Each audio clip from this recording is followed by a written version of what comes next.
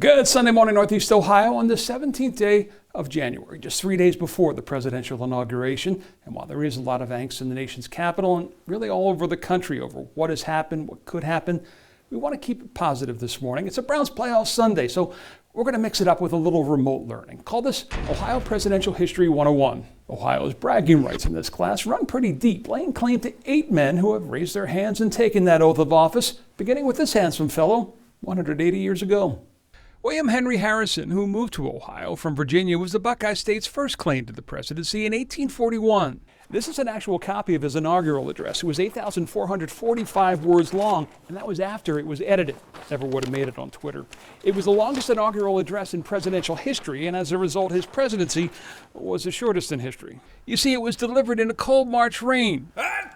He got sick. A month of the day later, he died. He was the first U.S. president to die in office. Spoiler alert, over the next 82 years, Ohio would lay claim to 8 U.S. presidents. Half of them would die in office. Ulysses S. Grant was not one of them. He took the oath of office in 1869 as the 18th president. Presidents 19 and 20, also Ohioans. Rutherford B. Hayes lost the popular vote but won the electoral vote. Sounds familiar. He was followed by James Garfield, who we know by his Lakeview Cemetery memorial, also died in office, his demise coming at the hands of an assassin in 1881. Next up, Benjamin Harrison, grandson of William Henry. Harrison kept his inaugural address shorter than his grandfather's, and as a result lived out his entire term as the 23rd president. William McKinley was the next Ohioan to hold the office. He survived the re-election challenge, only to be gunned down months later in Buffalo at the start of his second term as the 25th president. He's buried in Canton.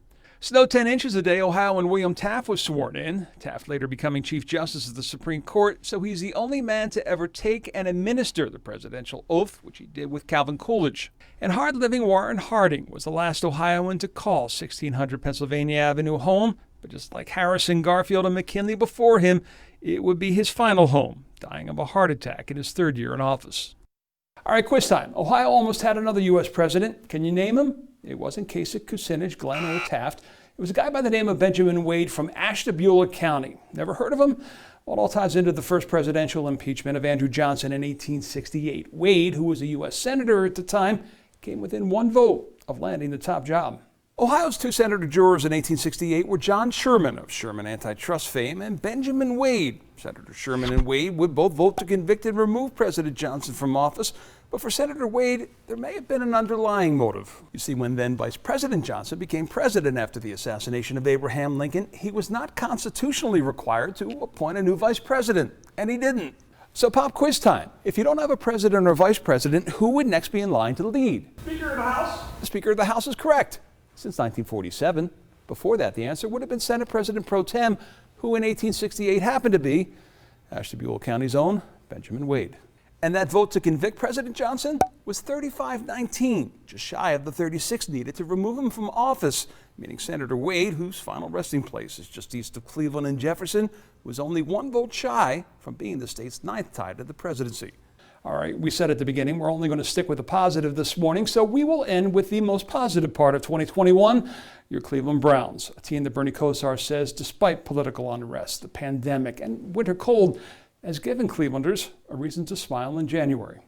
This whole century, we haven't had playoff football. To have all this going on in our country and in society now, and now to have this awesome sports and have football, almost like a distraction from the realities of life, to have just pure joy and entertainment of watching the Cleveland Browns spank the Pittsburgh Steelers and win a playoff game. If that isn't a good way to put 2020 pandemic year in the rears and start off our 2021 year, this is football, and the Cleveland Browns is absolutely starting off our 2021 year in a beautiful way.